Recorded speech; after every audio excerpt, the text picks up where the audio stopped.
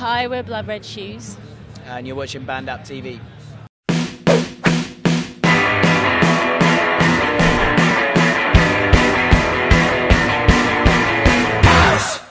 Right, it's Colin here from BandApp, and I'm here with Laura and Steve from Blood Red Shoes. How are you? Yeah, good, thanks. Yeah, so good. I caught some of your set on the main stage. It was rocking. Some really good noise coming out there. How'd you guys make the sound so full? Because there's only like the two of you, and it does kind of sound like there's more of you at points. Oh, thanks. There isn't really any magic behind it. It's just, I guess, we play loud. Yeah. Magic fingers. Yeah. We just turn stuff up. Steve plays really loud.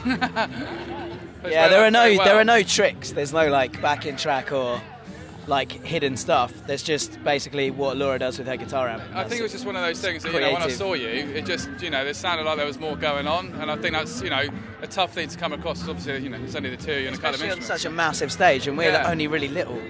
It's quite hard to try and fill that up. So. It came across very well, so yeah, thoroughly enjoyed that. Thanks. So what have you guys been up to lately anyway?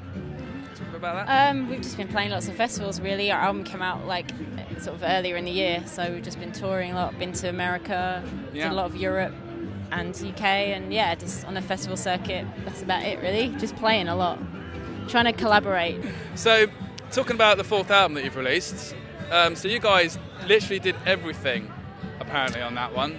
Yeah, that's true. Well, we didn't mix it. You didn't mix it. Well, that's kind of a good thing, I suppose. If you're a little bit too close to it, then maybe you need that outside set of ears. But definitely. How did that kind of work out for you guys? Was it something you'd do again? Did you feel as though it was a productive thing to do, or did it maybe make you overthink things a little bit sometimes? It's definitely productive, for sure. I think we learned loads. I mean, it was kind of... We've been talking about doing it for a long time, so we finally got around to doing it, and actually it was better than we expected really. It was a really enjoyable process, and sometimes making albums can be really difficult, I mean, obviously there's moments that are difficult, but the overall, it just gave us freedom and we learned so much. It's not to say we'll always do that, I think it's good to go out of your comfort zone, whatever you're doing really, but yeah, it kind of worked out, right?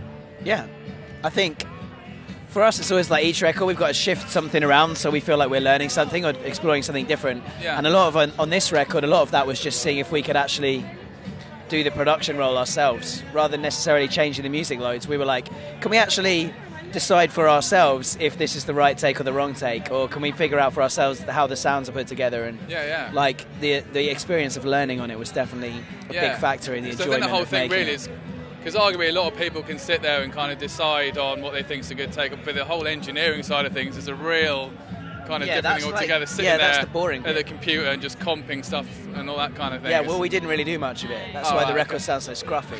Just moved a lot of mics and amps in different weird places and that stuff, but not so much comping. We tried to do it live, so we rehearse a lot.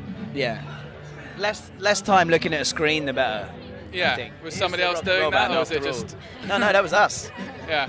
That's a good way to do it, though. It's about being a rock band, isn't it? So you play around with the tempos a bit, if it goes a little bit off, that's kind of rock and roll, isn't it? So sure is. That's good. It is in our band.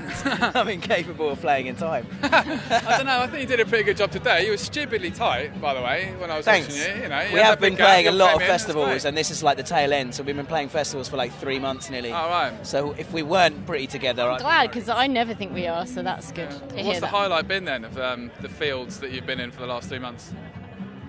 Oh, we did Lowlands last week. That was pretty cool. That was really good, Lowlands. We've played so many. I really liked that one in France. What was that called? That was really good. You don't have to remember. We did one in France, and we were outside on a stage, and we were facing some mountains. Yeah, it was beautiful, and it was really good. And we got to play at night, so it was great. Do you think that's the thing about European festivals, though? 'Cause some of the settings on it are so beautiful. Yeah. Whereas normally in England, it's just dump it in a field somewhere that isn't hopefully going to get shot down by the noise police. Reading isn't beautiful. Reading's not my ideal town of visitation. It's definitely got outstanding natural beauty. Yeah, it's not. Although I do believe the other day they were known for being quite generous with their charity donations. One of the most charitable towns in England. Just to get really boring there, rock and roll and all that. But some of the European festivals up by the sides of lakes in the mountains, it's just gorgeous. Isn't it? Yeah. Switzerland. Yeah, beautiful. Yeah, absolutely. So, last question: if you were to choose headliners for Reading Festival, so 3 headliners, who would you put up there? Anyone. Anyone you can choose. They can even be dead and you can resurrect them. How about that? No, that makes it impossible to choose. there's too many bands that are dead that you There's could too many variables, and you know. Because then you could get Nirvana to headline again, or you could get the Doors. Or you've got to get Nirvana for fuck's sake. That'll be one. Okay. PJ Harvey. Yes, that'd be a good one. That's all you need to do, though, isn't it? I don't know. Who else? It could be so many. Fleetwood Mac, maybe. Fleetwood Mac, did you say? Yeah, possibly. I don't know. There's just so many. That's good. Jimi I think Hendrix. they're actually doing stuff, so that could actually be a possibility. That is a possibility, yeah. Cool. Happy days. Cool. Thank you very much for your time, guys. Cheers for sharing it with us. Thanks. Right.